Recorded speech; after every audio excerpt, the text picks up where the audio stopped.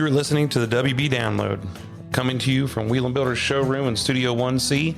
We are a podcast centered around building custom homes, the customer experience of building a custom home, and a really entertaining listen from many great guests and interviews that may or may not have anything to do with building. I'm excited to share with you their voice and their stories that will enhance your idea of the custom builder world.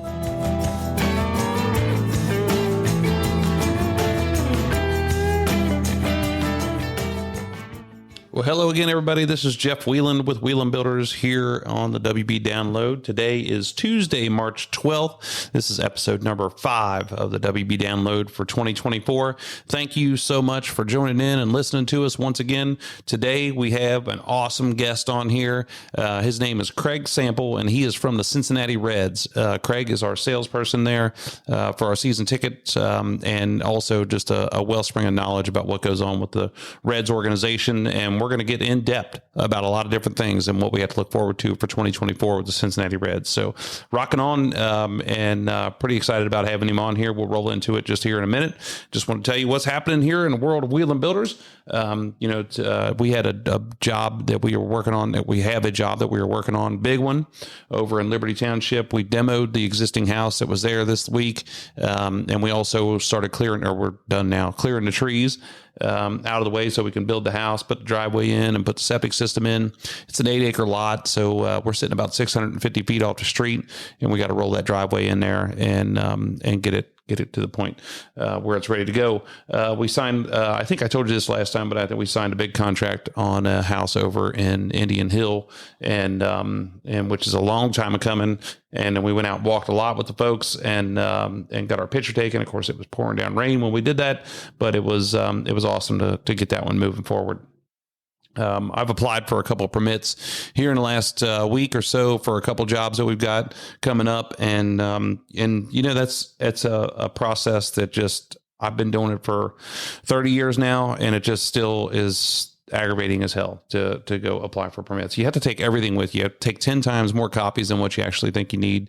Make sure you have extra checks in case they come up with something new that you might need to turn in. And of course, while I'm up in the city of Hamilton, I'm waiting on I'm in the city of Hamilton to apply for permits in Butler County here. And Butler County is one of the greatest places to do business with. I can tell you that. They're great people, great building department, great commissioners. But as I'm headed up there, the Liberty Township tells me, hey, I'm going to email you the zoning permit pretty quickly here. They had a couple questions for me. I said, oh, well, that's great. I can go ahead and apply for that permit too while I'm up here. So they email it to me. And I'm thinking, oh, man, I go into the building department. I said, will you print this off for me? She says, no, we're not allowed to. So I have to go over to Minutemen. So I'm headed over to Minutemen to get a copy of it. And I have to print all the pages of the plan and everything like that. So when I walk into Minutemen, there's parking meters out on the street that only accept coins because I'm in the city of Hamilton, mind you. I walk in, I'm talking to the lady, and she says, yep, I'll make these copies for you. And I turn around, and I'm in there under a minute, and I've already got a parking ticket on the front of my truck, which just pisses me off. So I'm like, you got to be kidding me. And I see this clown walking around up there, the guy who just has nothing else to do but go around, and I'm going to just try and be as nice as I can about this. So anyway, she makes me the copies for $40 on 8.5 by 11, and I take them back over to the building department. So I get over to the building department, same deal. You got to coin deals to park the meters to park your truck in front of the building department. So I get out and I take my existing parking ticket and I put it back on my windshield because I think, hey, I'm going to be in here for a second. I walk in there and she starts asking me questions, separating it, looking at it. And I'm like, you got to be kidding me. I walk back out. Clown must have been following me from Minutemen, gets all the way back over there, puts another parking ticket on the front of my truck. And so I was going to chase him down just to give him the finger or let him know how I felt about him. And he could see me coming. So by the time I got down the street, he ran into his office and got out of the way. Whatever. He's got a job to do. City of Hamilton, get your shit together. Who carries coins around except for a 90-year-old man that's looking to go cash in on some aluminum cans or something?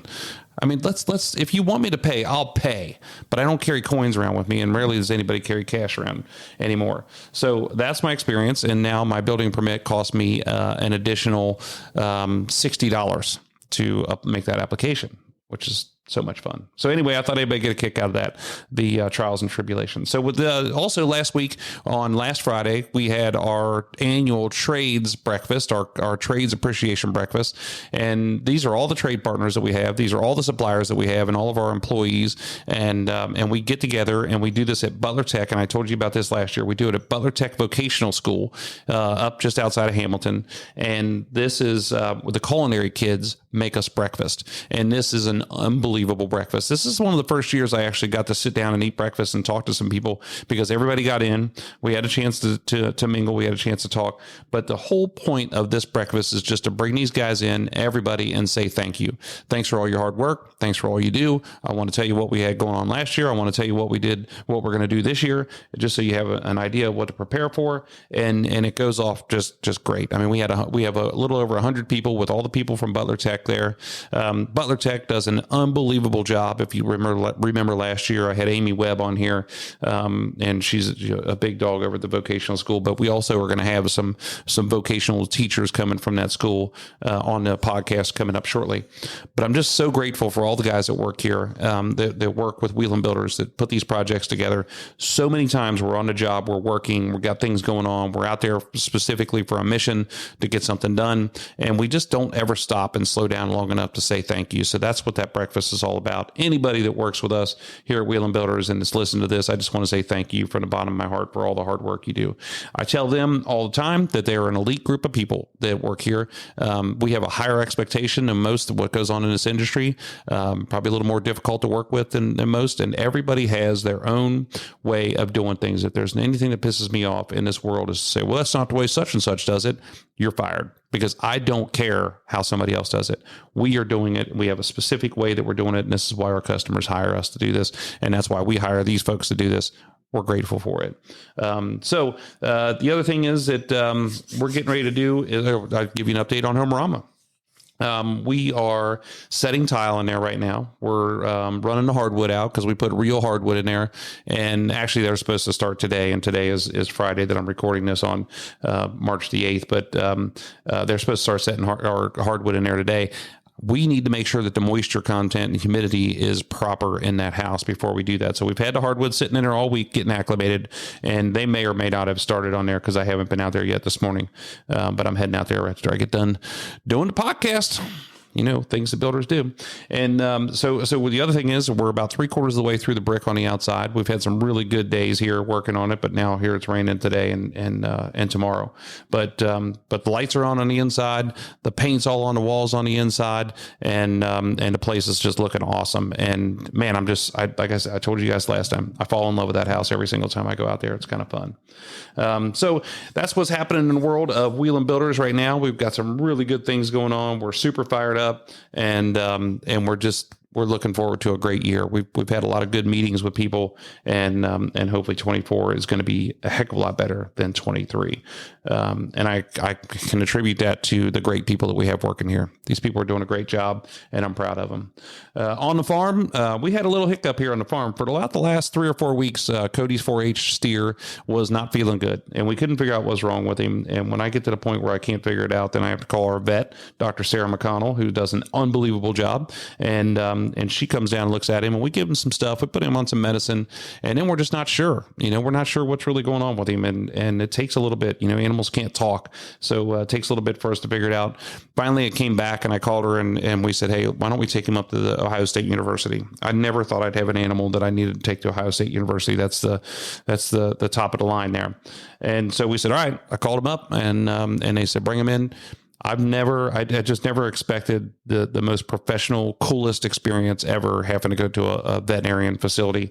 We pull up there, just an awesome facility. There's probably 15 people that surround him. As soon as we get him off the trailer, they got this hydraulic chute that comes out and hooks up to your trailer, get him off of there. And just the way they move and talk to you and handle things up there was incredible. I had a great experience. The Ohio State University is probably the greatest university ever, but to add their veterinarian program into here, and my experience up there was awesome. So turns out what we thought that he had was a big case of pneumonia, and we were treating him for it, and we felt that it went away, and then we felt maybe it came back, and then and of course the day that we take him up there, he had no symptoms. His temperature had dropped, and we were good to go. And when we got up there, I told him that, but so they did a couple things to him, ran some tests, made sure he's all clear, and now we're back home and he's doing great.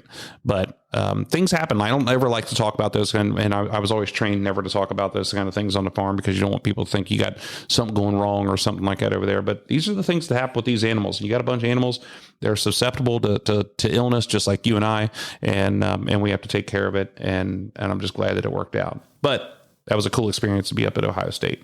Took Cody with me. He skipped school, went with me. We called it a learning experience. And we drove around. Of course, we got our big trailer on there, and we drove around the university while we were waiting on him, went out and got something to eat and showed him everywhere and showed him the shoe. And it was a pretty cool experience for him. So as I record this today, today is Friday, March the 8th, and we are airing on Tuesday, March the 12th. But today is my daughter Raina's 10th birthday. She's in double digits, and the old girl is fired up and ready to tackle life every single day. So I'm proud of her, and just say happy birthday to Raina if you see her out there, because she will celebrate it for a couple weeks. So if you see her a couple weeks from now, just say happy birthday and she'll be delighted.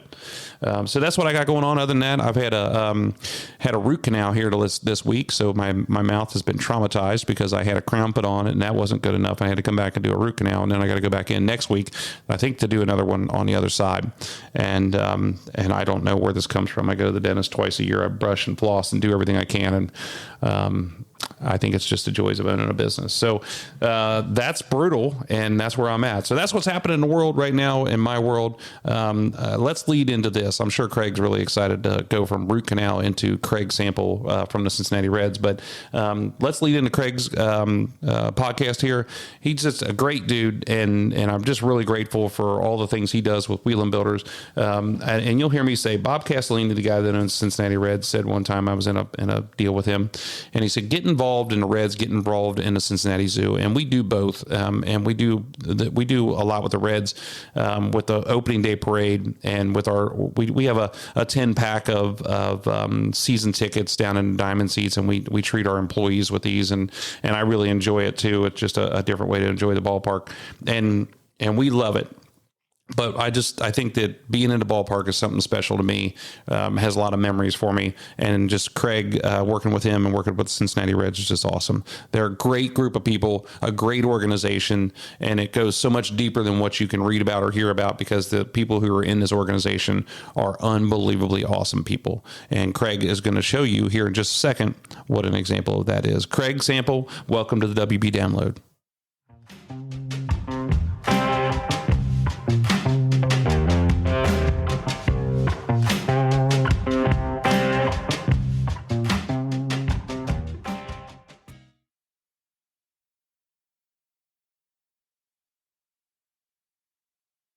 All right, as I said, today we have our number one guest on here is Craig Sample. And Craig is our salesman for the Cincinnati Reds. And man, it's my honor to have you on here. Thanks for being here. Well, I appreciate the invitation.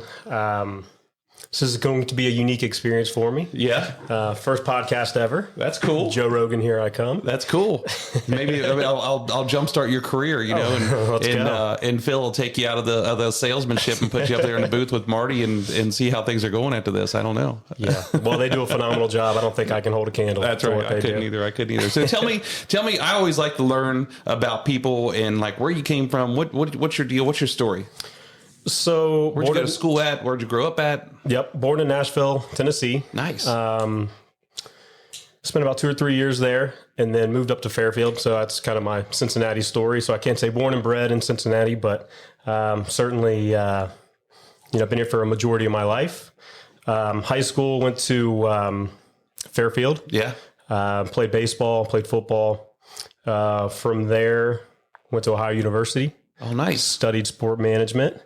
I always joke around that was one of the best decisions I've ever made, going to Athens for college. It was a phenomenal time. I'm sure you've heard many stories. It's the number one or number two, isn't it, in the country?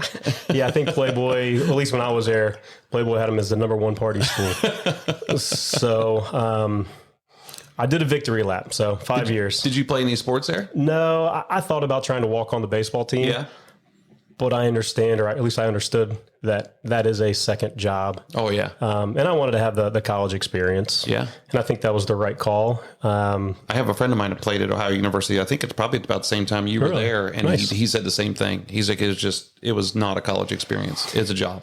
Yeah. I mean, you wake up at probably 6 o'clock, get a workout in, study, go to class, and then it's practice, study.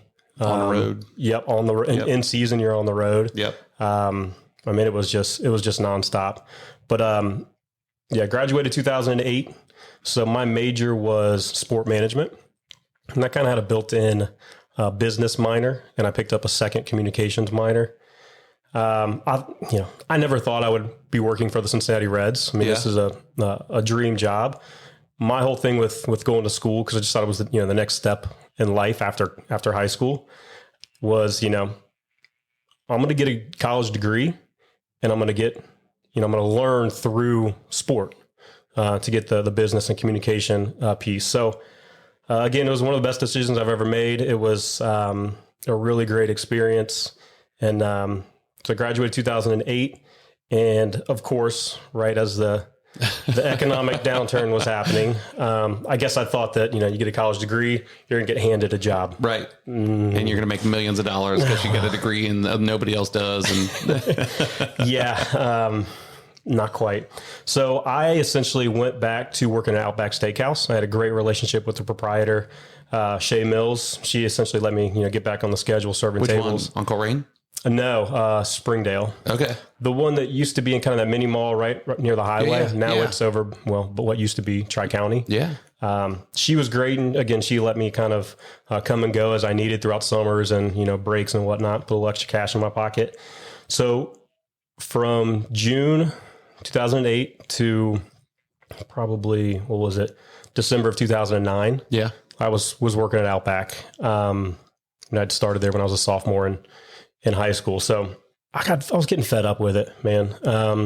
Not having control of the money put in your pocket is tough. Yeah. So I took a risk, and back in December of 2009, the baseball winter meetings were in Indianapolis, and I essentially drove my 94 Camaro to Indianapolis back and forth for 5 straight days. And if you're familiar, the baseball winter meetings have kind of a job fair, a minor league job fair towards the tail end. I did not know that. So I interviewed multiple times for different minor league affiliates throughout the country. And on my last interview, I ended up essentially getting offered to work at the Asheville Tourists. Yeah. Down in Asheville, North Carolina. That was a really cool experience. Whose minor league team is that? At the time, it was the Rockies. Okay. I want to say Russell Wilson had just been drafted by the Rockies. Yeah. But obviously he foregoed all of his baseball. There was another couple big names that had come through there. So you didn't care where you go. You were going to go anywhere in the country. I was mobile, and I was totally fine with that. That's I have this conversation with younger kids all the time. They're graduating high school. You have the world in the palm of your hand at that point, because you have no responsibility, like kids and houses. You don't know what you don't know. You have no idea how much power you have in that, and to be able to take off and go anywhere in the country and work for a major league baseball team, that is awesome. Again, I never thought I would be sitting in the chair that I'm sitting at now. We'll kind of get into that, but I mean, 14 seasons. I never thought I would make it to season 2. Yeah. And here we are. So yeah, it's being mobile. Like, I'm a Cincinnati kid. I don't know if I'll ever leave. I love the small town feel of Cincinnati. The 6 degrees of separation. I think that plays a huge role in kind of where I sit with the Reds, and them being an institution in the city. So, so worked for the Asheville Tourists the summer, actually like February through September of 2010. And actually that was the year that Nolan Arenado, future Hall of Famer, had his first professional experience. That dude was a stud back at the age of 19 or 20. You could certainly see he was going to be a good player. But that Taurus are now an affiliate of the Astros. Okay. And so I just had my former GM come and visit me and kind of do a site tour of the ballpark.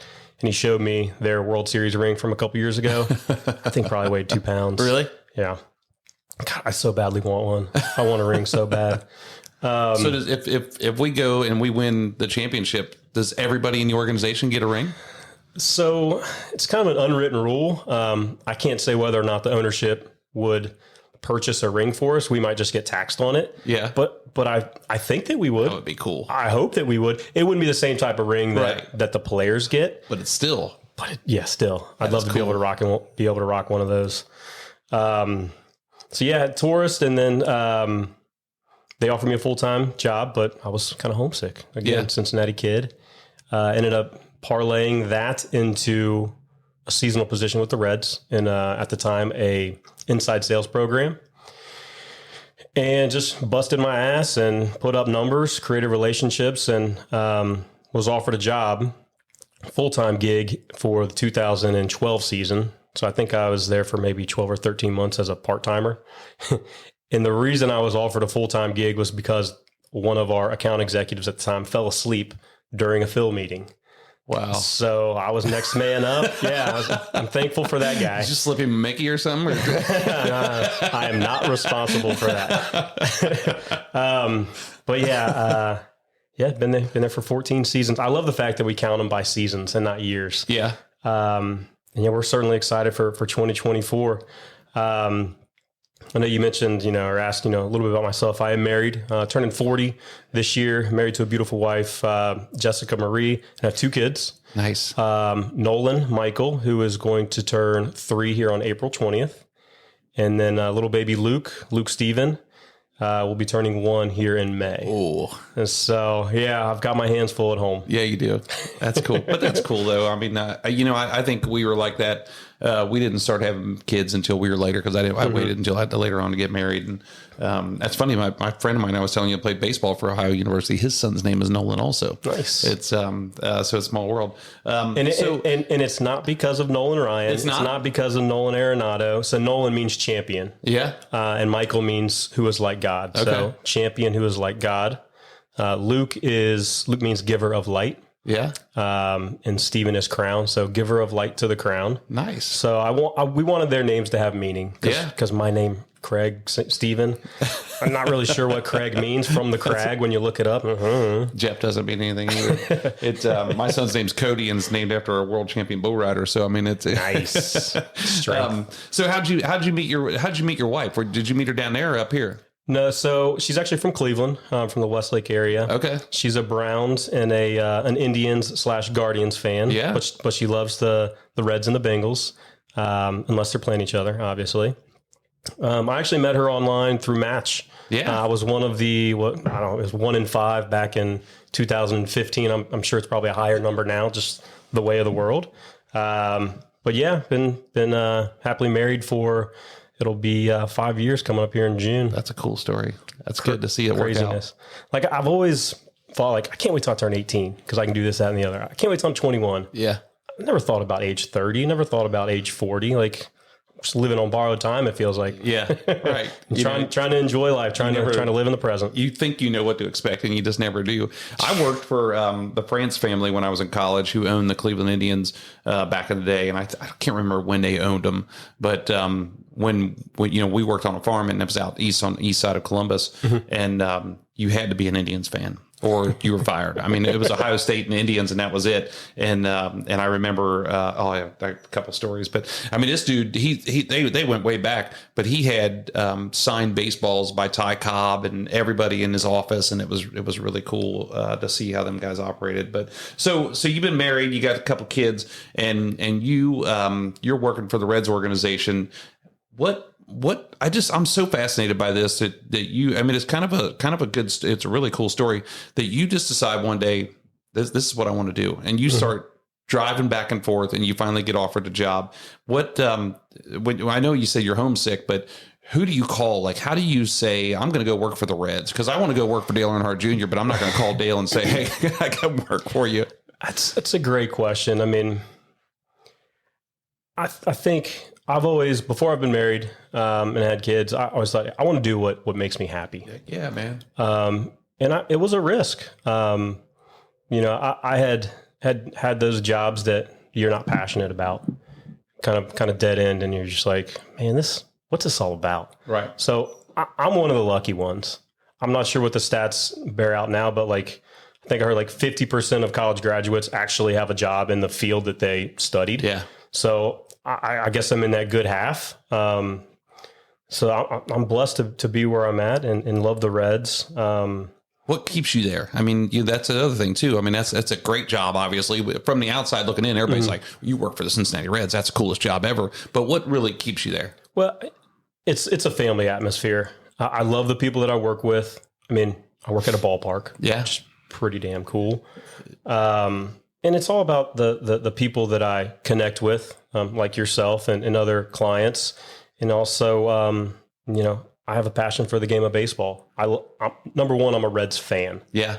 And I just happen to sell tickets and service season ticket members and make sure that they're getting the most value out of their relationship with the Reds. That's my main goal. That's cool.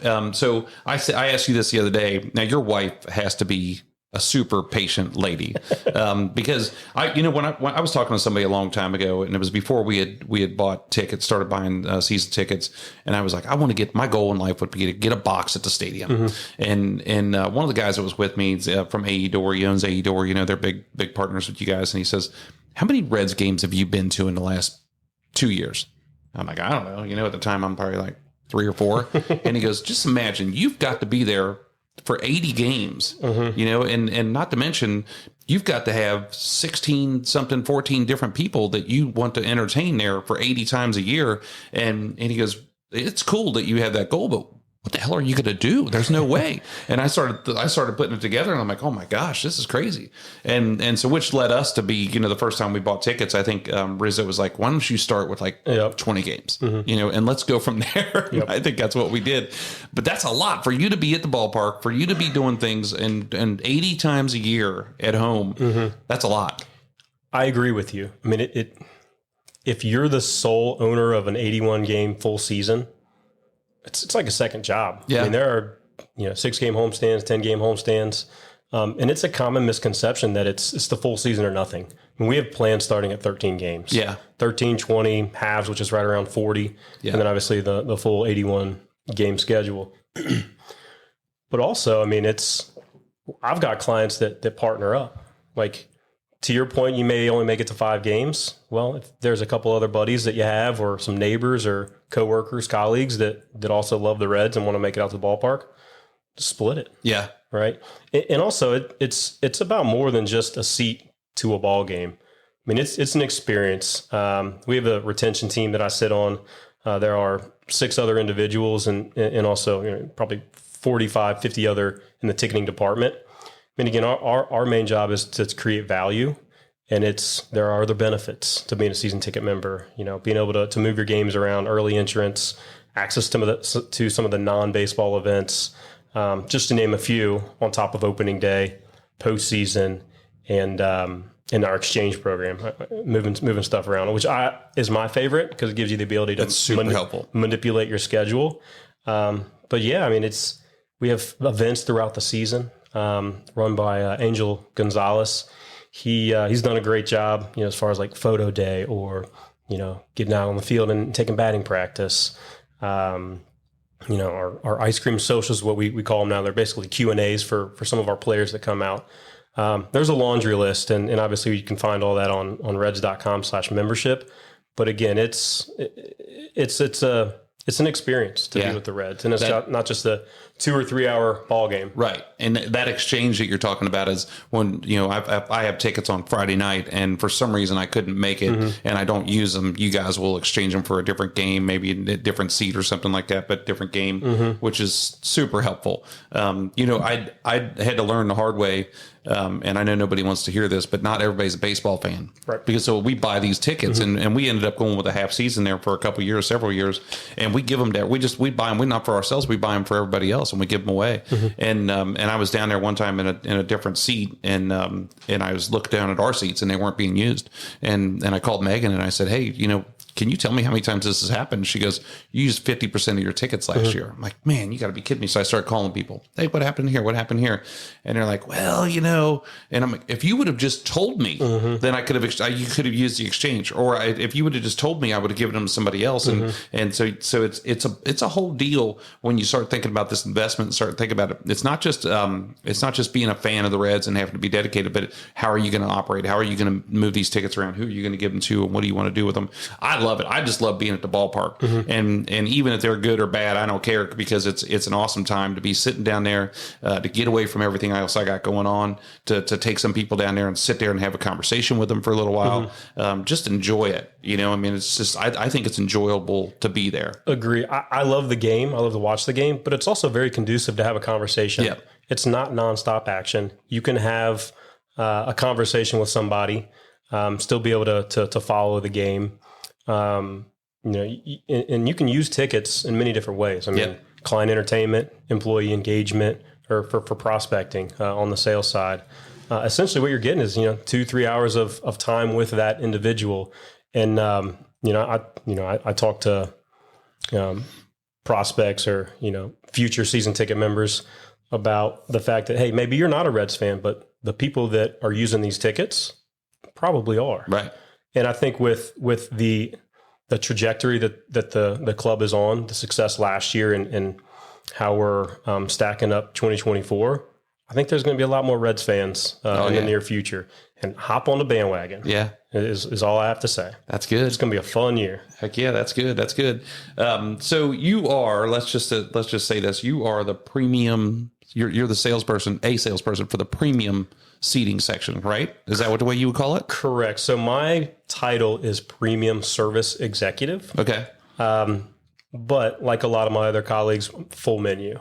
So my main role is on the retention side, is to reach out to my book of business, my season ticket members, cultivating those relationships and building customer intimacy, essentially kind of getting to know them on many different levels. And that's part of the job that I really enjoy. Yeah. So a lot of what I do is service. In season, it's more reactive.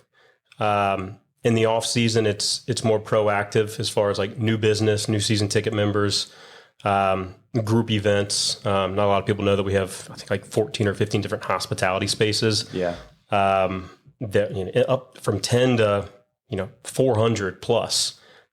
We can accommodate with food and beverage. Suites is another piece of our business, and obviously single game. So basically, it's season, group, suite, single, and I have my hand in every single one of those silos. That's good. Diamond seats, big deal.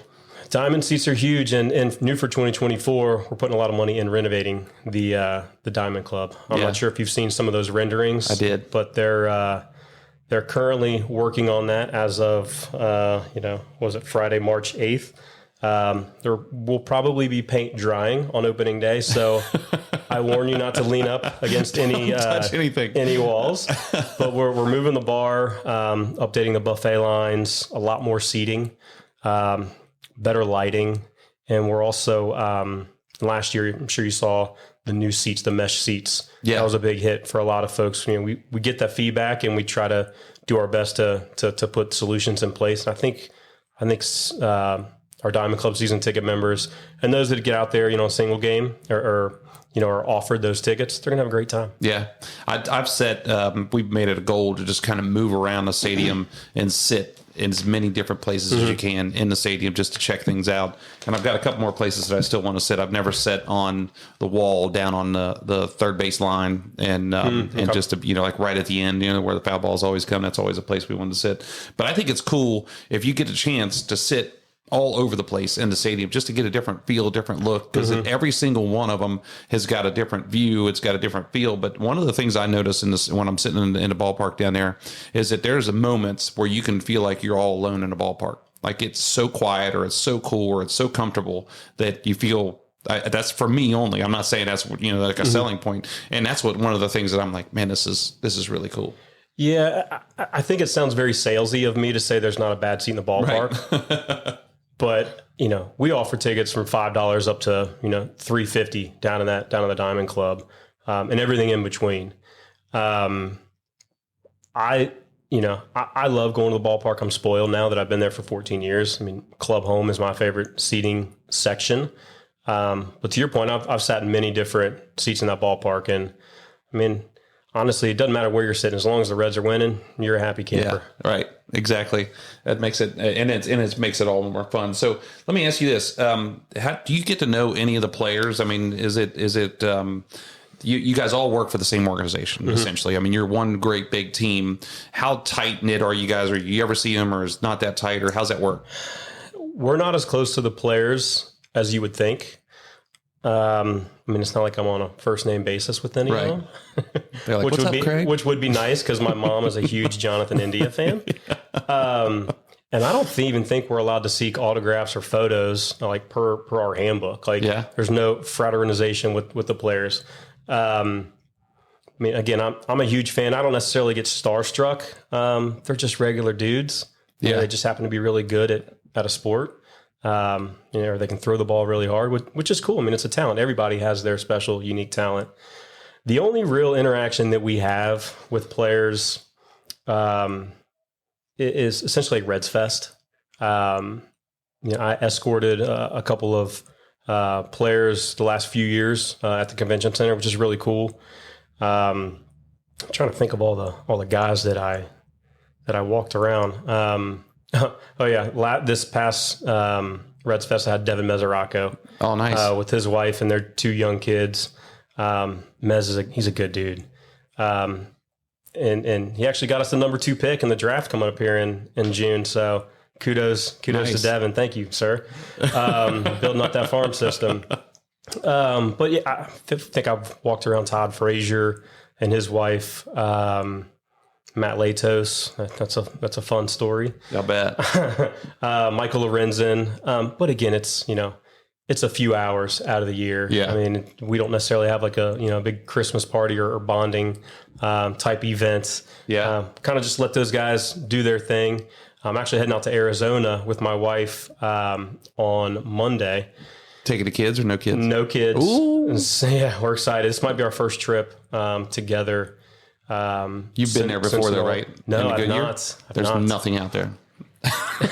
Well, I hear Goodyear is phenomenal. We're staying at the Wigwam, It's playing nice. some golf and just watching some baseball, hanging out at the complex. We stayed in Scottsdale the last time, I think, and then we drove out there and to the ball fields, and you go past the NASCAR track, and you go past there. It's like when you're driving out there, you're driving out to an island, and then you get to Goodyear, and Goodyear's its own city. It's really nice. I mean, it's and the ballpark's really cool because you sit right there, and it's like everybody's just with the players. It's really nice. I'm excited to get out on the golf course. Where you are you golfing? I think at the Wigwam. Okay. Yeah, so I might have the whitest legs in Arizona at the time, but just to get some vitamin D, get some sunshine, and yeah, we'll miss the kids, but I think we need a couple days. You need that time. Absolutely. So the reason I'm heading out there is we just learned recently, for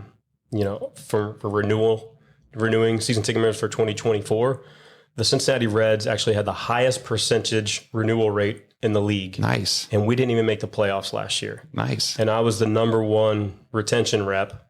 So I ended up winning like an internal competition. Congratulations. That's awesome. To head out there. So we do that yearly. And this is my first time out there. Because, I mean, this is prime, get ready for baseball season, yeah, right? It is. The phones are ringing. And obviously with a good team set for 24, people are interested in Reds tickets. Yeah. Football's over and baseball's the next thing up. And as I said before, the Reds and baseball are an institution here in Cincinnati. And I think I'd be remiss if I didn't mention that we're 20 days away from opening day. That's right. So, and I know that because we're under the gun with our float for the opening day parade.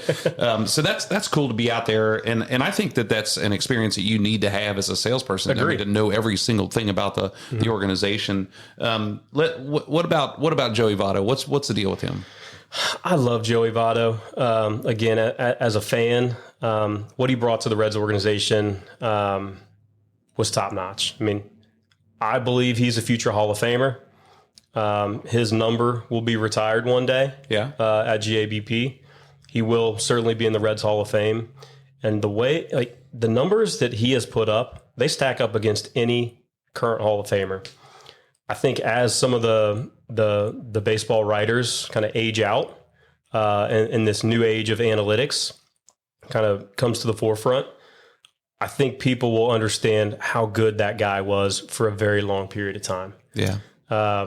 Should have had 2 MVPs. I think 2017 was a year that he was a vote or 2 shy because Giancarlo Stanton I think he had 50 bombs. Yeah. But every other metric, Votto was better. So I love the fact that Joey the last few years has become more open to show his personality on social media. I think when he came up 2008, 2009, with the Scott Rowlands, Scott obviously recently inducted in the Hall of Fame. He was a lead by example guy. Yeah. And I think Joey he saw that and it was head down. I'm going to do my job. I'm going to put numbers up and the rest will figure itself out. And I think he did that for 12, 13 years. And then he really opened up, and became, I think, a leader on the team. I mean, last year when he was on the IL, but you saw him in the dugout, looking at an iPad with Ellie, hey, here's maybe the thought process I would have had in this count. Why'd you chase this pitch? What were you thinking here? Like, you can't really measure that stuff. Right. That's experience. 100%. I think he certainly has a career in a broadcast booth. 2022, I think taught us that. The fact that the latter half of that season, that was probably the main reason I was tuning into those games. On the way to a 100-loss season, what he brought to the booth was pretty damn cool. Pretty different experience or different perspective. It's always cool to hear that real time perspective from somebody who's been there and played it. That's recently played it. I mean, a lot of those guys have done it, and there's kids that are coming up that don't even know who they are. Yeah, I forget. He called somebody's first big league home run. It might have been Spencer Steer, which I think that's pretty cool. Yeah, but I think he's got a future as a broadcaster. I think he has a future coaching if he wants. Yeah, I think it's got to be tough for these guys. Like Scott Rowland. I mean, he's making what, 30 million coming out of high school or something like that. I can't remember what the number is. It's something stupid. It's not that number. You know what I mean? But it was crazy. And some friends of mine built his house out in Bloomington. It's Bailey and Weiler builders out there. And we went on a tour of his house and got to meet him and hang out. Nice. He's just a cool dude. Mm-hmm. I mean, just awesome, salt of the earth guy.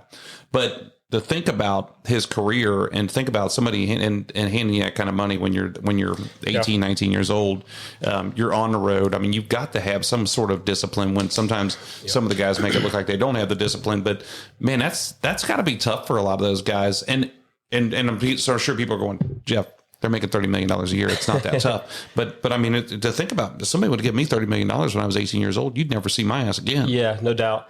I think a lot of people don't understand the mental hurdles that some of those guys need to jump to being drafted in high school or even drafted straight out of college, with those expectations. And it's a job. It is a grind. The 6-month season is a marathon. It's a grind in and of itself.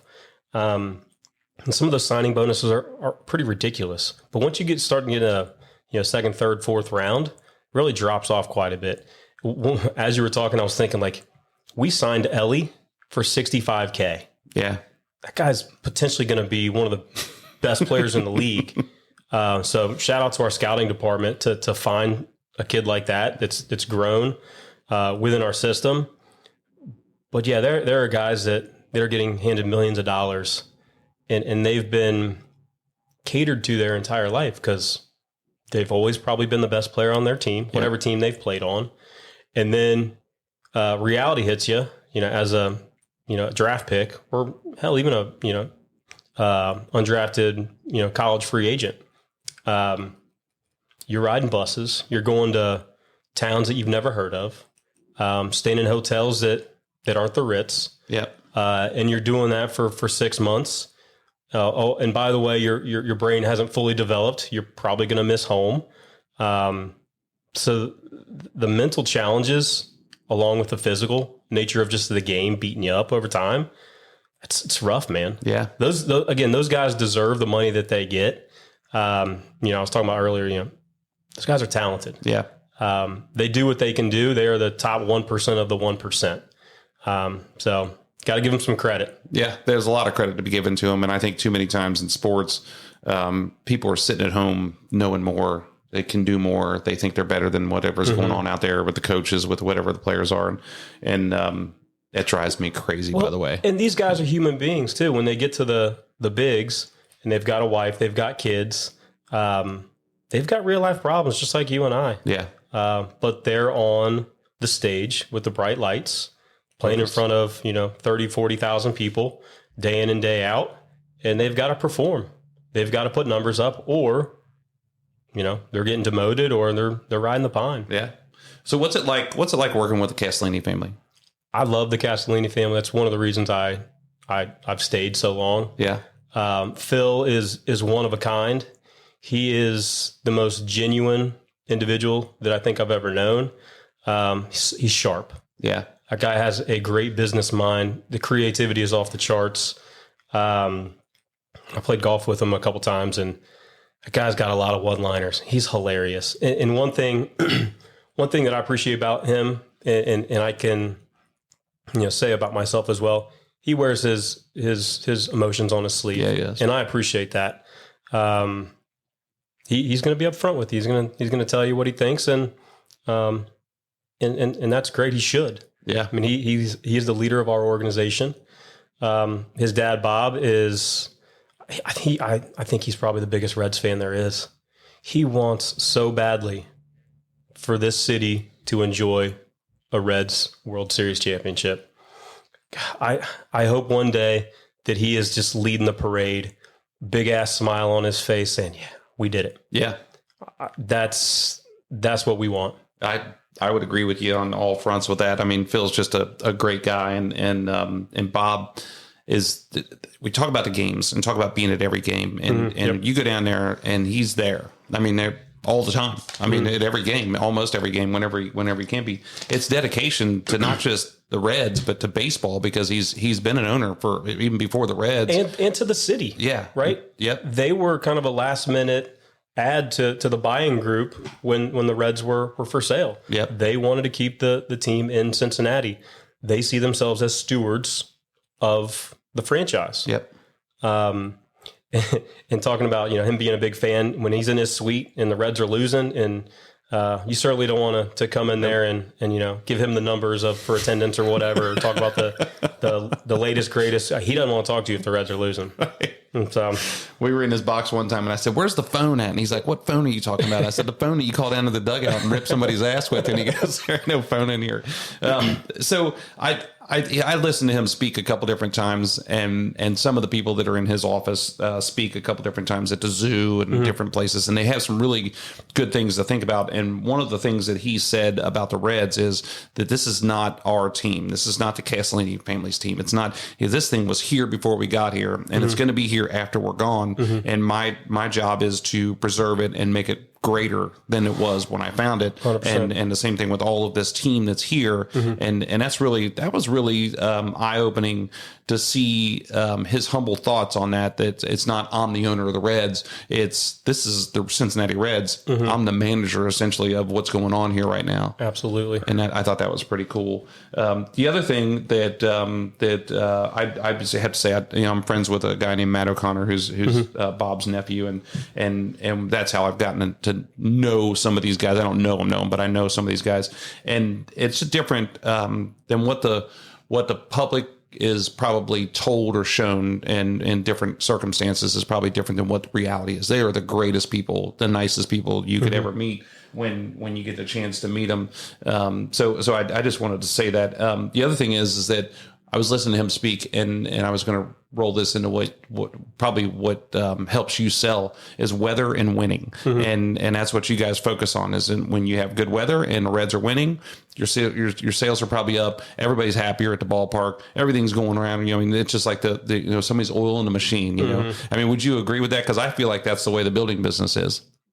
Yes. I was trying to think if there are other variables that play in, but those are probably two of the biggest. I think probably April, May, when school's still in. And then when the kids go back in September, we're impacted a little bit on the attendance side. But weather and winning, I would put winning number one. Yeah. It's all about getting W's. Yeah. And I know prior to the 2022 season, there were some trades that were made that are paying off now. But, a lot of our fan base is emotional, and that's totally fine, right? Fan is short for fanatic. You want to see the team win. You fall in love with these guys. But at the end of the day, it all comes down to winning. It all comes down to making to the postseason. And ultimately, that's the goal, is to bring home a championship. And I think for 2024, I think that's the expectation, is getting to the playoffs. I think what Nick Kroll has done, basically starting in 2022, to build the new Red machine, he's done a phenomenal job in this window that we have with some of these young players, because we've got control of them for the next 4 or 5 years, and guys coming up behind him. I'm really pumped up to see where this leads us, because he's got a plan. We've stuck to it.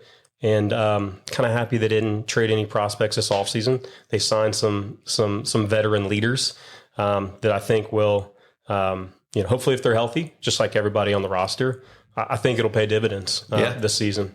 I would agree. I would agree with you 100%. So, one of the things, we were kind of talking about, and we jumped off a little bit, was with the Castellini family, and I was listening to Bob. One of the ways I wanted to go back to how we got interested in getting tickets with the Reds and why we were a part of them. And I was listening to him speak down at the zoo. We used to go down there every year for a breakfast meeting, and it was just business owners, and then he was speaking, whoever else was speaking, and different people from the zoo. And he said, if you're running a business, operating a business in Southwest Ohio and greater Cincinnati area, you need to get involved with the Reds. You need to get involved with the zoo. And we do both of those, but that's how I looked at it, and I'm like, this is probably a time to take a step and do something with the Cincinnati Reds. And I don't want to just have tickets to where I'm giving people tickets up in the bleachers. I wanted to make sure that we're experiencing this with our employees, experiencing this with our customers, and giving them something really cool to do. And that's how we started doing it. But before that, I think we also had started building a parade, or building a float every year in the opening day parade. Where did you start that, Jeff? We started it in 2016, I think it was. Okay. And I don't know, we were on my dad and I were on our way back from somewhere, and he said, I always wondered what it takes to do that. I mean, how do you do that? And I had a friend of mine that had horses, big carriage horses, and would pull his carriage through there with a couple other guys. And so we thought, man, let's figure this out, because that's always a time honored tradition. I mean, I was going to the opening day parade when I was a little kid, and so we thought, well, let's try it. Fun fact: I've never been to the opening day parade. Yeah. It's you know what? Sad to say, working there for 14 years. I think that my kids should probably go to it instead of be in it, because they've never seen the whole thing go by, and I think that they probably would get a kick out of seeing it all. We get down there early enough to where you have to walk around, because we're building it and they're walking around.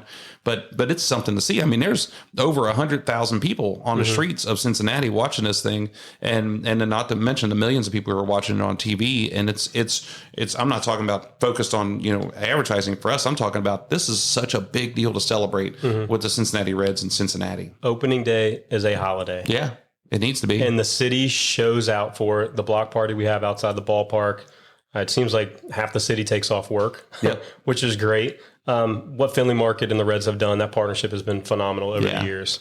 They do a great job setting up the parade.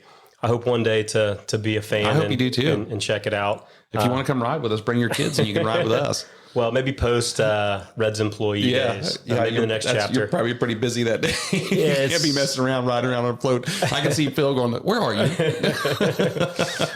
I mean, opening day is what I look forward to every single year. Yeah. It's one of those things, like in the ticketing department, I, along with my colleagues, we bust our ass to get to that day. Yeah. And we try to take it in and enjoy it as much as we can, obviously knowing that we have some responsibilities that we need to take care of. But it's a holiday. It's kind of one of the reasons why I do what I do. Yeah. I mean, I get goosebumps whenever Marlena Van Hoos is singing the national anthem, and the Jets are flying over. And it's happiness is the start of a new season. Yeah. Hope springs eternal. Like all the cliches, like it all just comes to fruition right there on opening day. 30 minutes before first pitch when they do all the pregame ceremonies, the lineups, like it's just so damn cool. You see it. And we do it the best. 100% the Reds do it the best. I would agree because it involves the entire city. I mean, the entire city gets wrapped around it. You don't see a lot of other sports that have that kind of rally for the opening of it. I mean, NASCAR does, and maybe I'd say football, like tailgating, is kind of a minor version of that. But they tailgate every game. I mean, I don't see that, but the Super Bowl's the big hit. It's at the end of the season, but that's in one city, right? Yeah. So I think that opening day is definitely something that it's a huge pride for baseball across the country, but in Cincinnati especially. That's a great word, pride. Yeah. And I think the city takes pride in the fact that we start every single season at home, and we throw one hell of a party. Yeah, it's awesome. It's awesome. So let's talk about a little bit about what goes on around the ballpark. And I don't know if you can or can't answer some of this stuff, but I think that it's important for people to know that the Reds organization, the Castellini family, whoever's in charge of the Reds, don't have a lot of control over some of the things that go on down there. Beer prices, food prices, and different things that maybe even ticket prices, where the MLB has control or other people have control over. Is there any truth to that? So when it comes to concession and merch, that is typically handled by Delaware North Companies, DNC, who's a great partner. They do all of our in-stadium concessionaires, or they are our in-stadium concessionaire. They do merch as well. We also work with SBM. They do kind of the maintenance more on like the cleaning of the ballpark. When it comes to pricing relative to what DNC does, at least from where I sit, I don't have a hand in that or have much knowledge. Yeah. But from a ticket pricing standpoint, that's something that we take into account year in and year out. And that's handled mainly by our ticket leadership and ownership. Good. That's good. So that's a company that cleans the ballpark up, because I was down at the Bengals stadium one time and she said SBM. That's day labor. Like they go out and they come in and clean up. So it's got to be a company that comes in and cleans that, because that's a mess. Well, you think about it, a 7 or 10 game homestand, there's 30, 40,000 people there. Hopefully it's a sellout every single night, but they're leaving stuff behind, and you got to pressure wash, you got to clean all that stuff up. Yeah. I think some of those, they probably hire some of the part-time or like hourly workers. I'm not 100% sure, but like to probably do that stuff in the middle of the night. Yeah. After a 7 o'clock game, and let's say you got a 12:35 or 1 o'clock start the next day. It's a quick turnaround. Yeah, it is. That's a big place to clean. It really is. And I think we struggled post-COVID is from a staffing perspective, and it was tough to hire folks. 21, 22. I think we're back full strength now. Yeah. And again, we take pride in the cleanliness of the ballpark.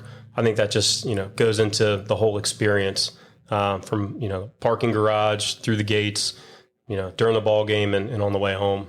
I think that because we stopped at we were on a trip last summer and we stopped in Chicago and went to a Cubs game up there, and tradition is huge up there. I mean, it's just an old stadium, and it's really cool to see it. But one thing I realize is you don't realize the cool experience you get in Cincinnati until you go out and visit another ballpark, and you have no idea the niceties that we have here in Cincinnati, and that been provided by whoever's there. It's awesome to be in Cincinnati at the ballpark. 100% agree with that, and I think you can thank the Castellini family for that. I agree.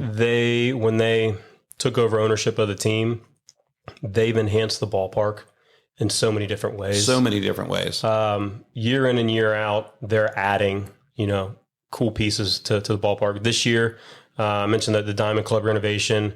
We're also updating one of our concession stands down the third base line to be more grab and go concept, which will hopefully alleviate some of the traffic in the concourses. We're also moving our ticketing department out to the machine room out there in left field, because our staff it's been growing. Yeah. I think we're 300 plus now. Wow. When that admin building was built. I think they had, I want to say it was between 75 and 100 full-time employees. Now we're at 300. Wow. And that doesn't even count the in-season interns or even, scouts across the globe. So it's... That's amazing. 300 people. Yeah, full-time bodies. And then also that doesn't include, SBM or DNC or the ushers, the cops that are working, detail there. I've heard numbers right around 2,000, 2,500. In addition to the full-timers at the Reds. I joke around that, if you go on a cruise, right, that's like a self-sustaining entity. Like the ballpark is kind of the same way. Yeah. We're kind of like a city in and of of our own. That'd be cool to find out the numbers, like how many hot dogs were sold that year and how many of this, how many beers were sold. I bet the people flip out on the numbers. I would agree. You get into that. I would connect with Delaware North and get those numbers. Probably have some historical data that we can dig up. Yeah. But I remember a couple years ago, I think it was Rick Stowe talked about how many bats they go through, how many balls they go through, and the numbers were staggering.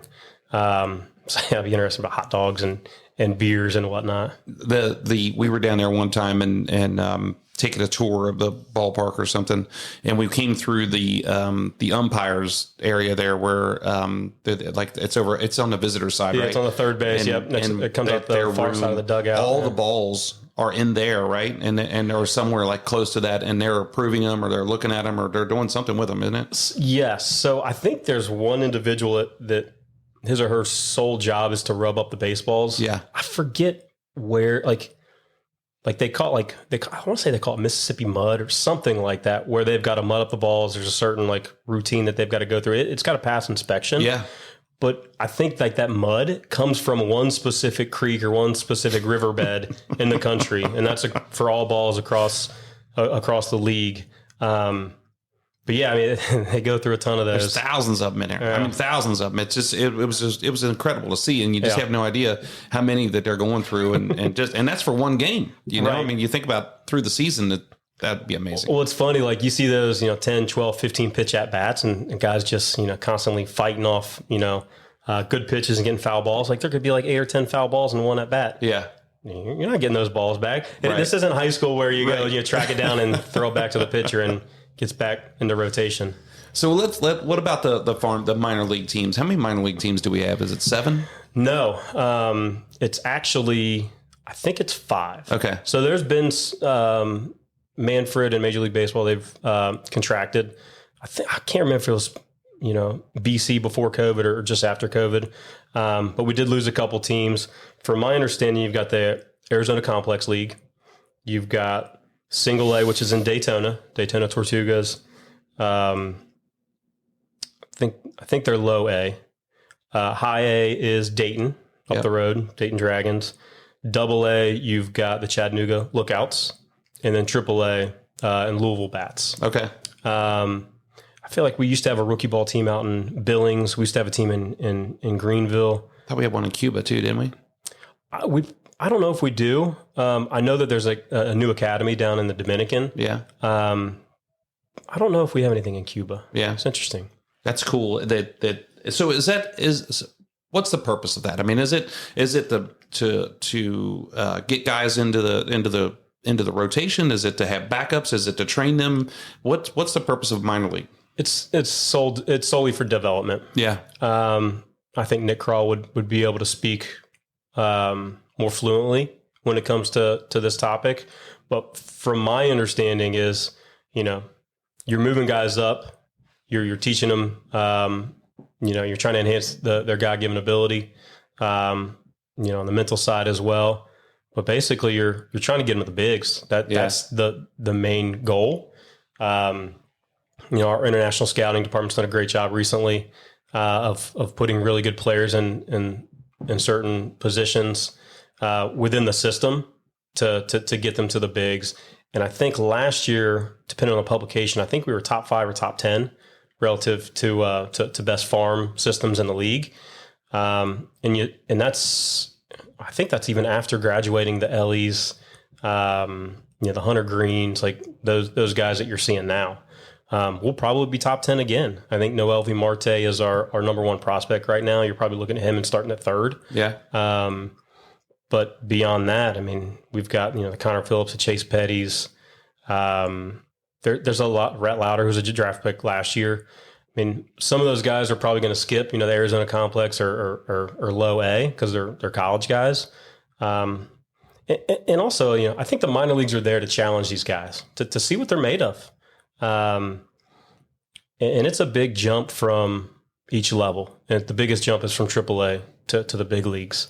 I'll bet. So, and I think if they're in the minor leagues and they're playing for the Dayton Dragons, is it only for the Cincinnati Reds, or can somebody else? Is that a pool, and the Yankees can be looking at a third baseman coming from the Dragons, or is it only for the Reds? I mean, if they're looking for some sort of trade or some sort of acquisition, yes.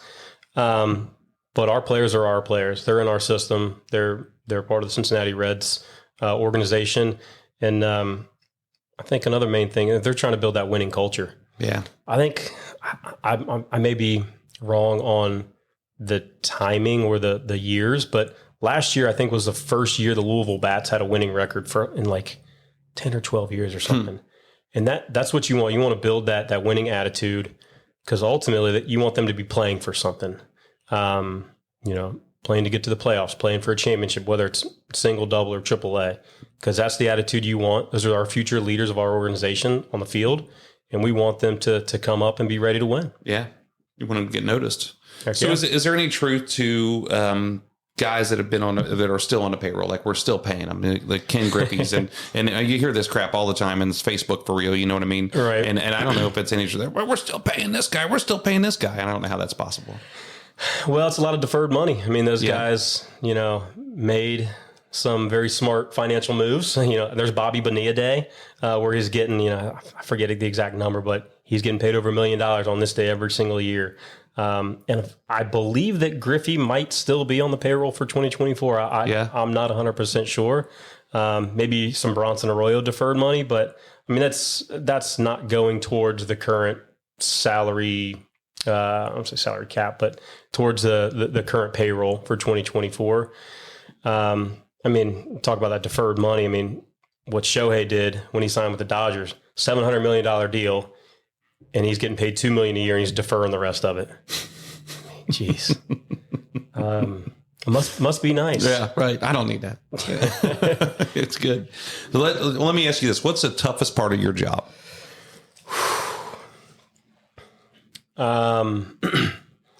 With any job, there's ups and downs. Whether the team's winning 100 games or losing 100 games. I think that just goes across, working, right? You probably have good days, probably have bad days. Everybody does. Minutes. The first thing I think of is COVID, the 2020 season, the fact that, we spent $160+ million in the Nick Castellanos, is the Mike Moustakas, is the Shogate, the Shogo Akiyama. And then you get to spring training, and then basically the season gets canceled. Yeah. You lose a lot of games, no fans in attendance. I was actually let go for a short period of time, ultimately brought back, obviously. That was a tough time for everybody. When I first, heard of COVID and, hey, we're shutting down operations, I'm like, we'll be back in a few weeks. And then no fans all of 2020. Yeah. That was tough. And then we didn't know what 2021 looked like.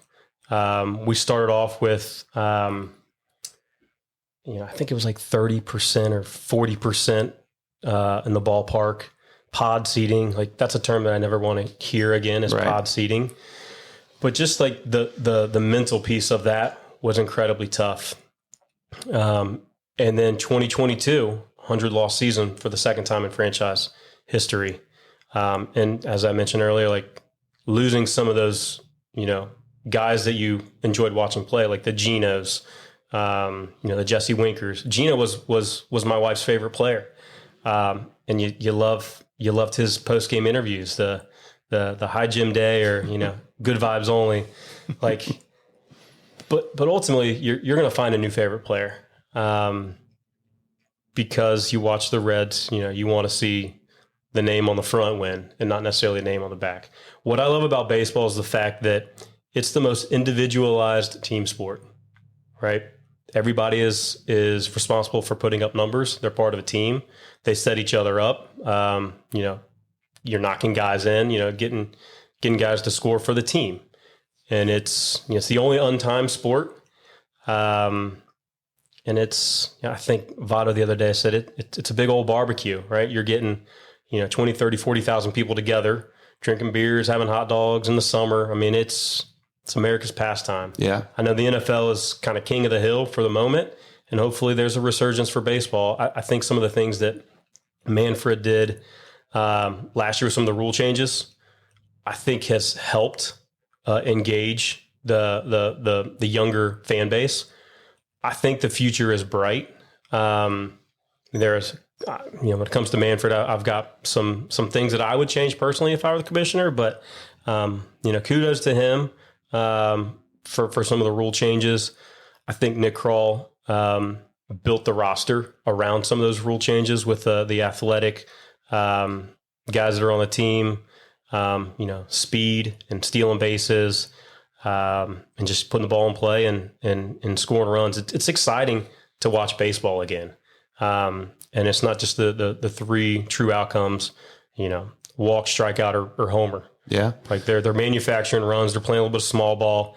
And I think it's the depth that we have moving in 2024 is, I think, what I'm most excited about. I think David Bell is a great manager for the team that he has in place, because I love the way he moves people around, gives days off, and puts guys in situations where they can thrive. That's all you can ask for the manager. I probably have the numbers wrong, but if you look at some of the, back in the 70s with the grade 8, I want to say like 75 and 76, the actual grade 8 started like together. It's like 30 or 40 games out of 162 because Sparky was giving them rest. But when playoffs came, you're going to see our best. Yeah. And that's when they came through.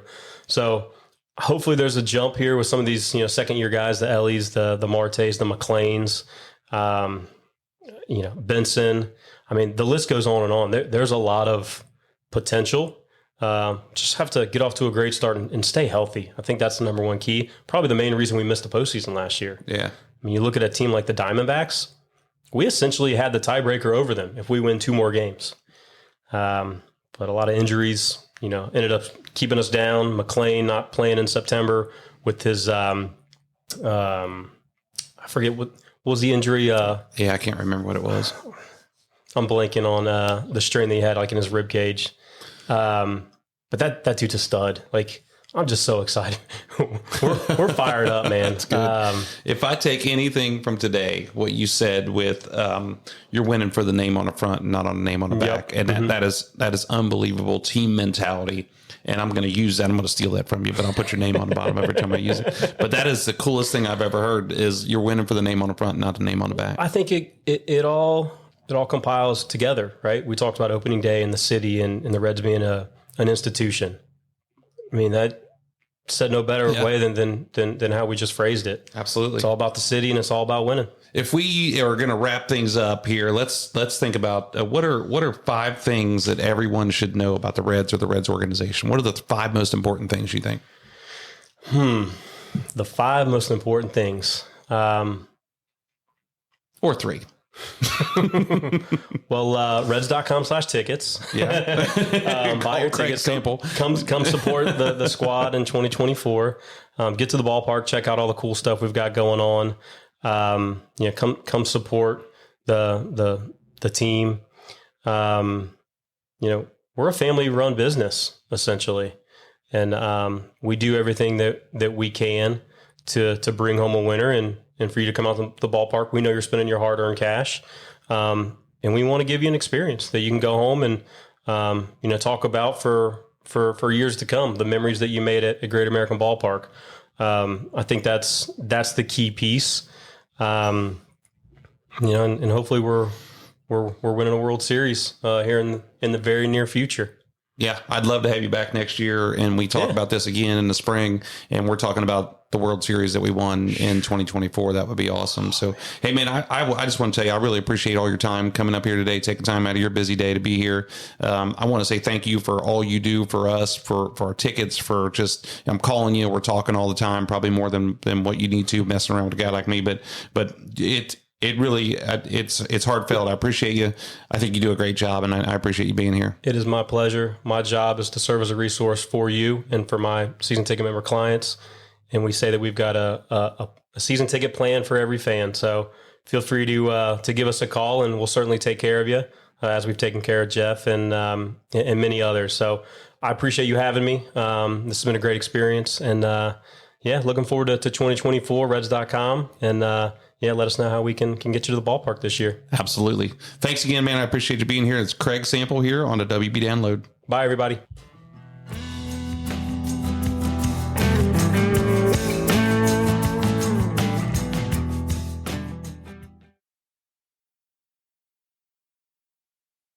Wow, what a great podcast we've had here with Craig. Craig, thank you so much for being on here. Thanks for coming out. Thanks for taking time out of your busy day. I want to thank the Reds organization for allowing Craig to come up here and jump on here with us and give us some insight and talk about what's happening for the season. Kind of talk about the inner workings of the organization, about what happens on the employment side of it, as or the staff side of it, as opposed to just the player side of it. And I get a kick out of that kind of stuff. So I was honored to have him on here. So I really appreciate him. And just can't say thank you enough to all the stuff that he does. He is a service provider, a customer service provider. And so when I talk to him, when I see him interact, and when I understand what he's got going on, I want to learn from him, because this is what he does for a living. This is essentially what we do for a living here at Wheeling Builders, and learning from the Reds organization is some of the best. So Craig, thanks again for being on here. Thanks for all you do. And thanks to the audience for being here. Thank you guys for listening. Appreciate you guys tuning in, and hopefully you guys enjoyed that, and it makes you fired up for springtime and getting into the baseball season. So the next episode we have coming up will be the last Tuesday in March. And we'll, I don't know who the guest is going to be yet, but I'm sure it's going to be awesome, because I have a big lineup and have been talking to a lot of different people, and we're always talking about the WB Download everywhere we go. And people are coming up to me and talking to me about it, and I enjoy it because I love talking in general. So anyway, don't forget that our episodes come out on the second and fourth Tuesdays of every month. And if you want to be a part of the conversation or send me questions, send me to wbdownload@wheelandbuilders.com. That's WIELAND builders.com.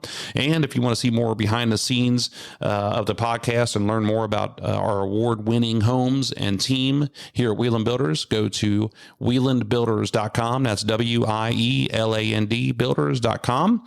And don't forget, if you see my daughter out, tell her happy birthday, because today, March the 8th, is her birthday, and we're pretty excited about it. And you know what? I didn't mention this in the beginning of the podcast, but I have to say that my niece Maya's birthday is March the 9th, which is tomorrow, Saturday. And those two are pretty close together on their birthday, pretty far apart in age, but happy birthday, Maya. And don't forget, everybody, enjoy it. Easter's coming around the corner.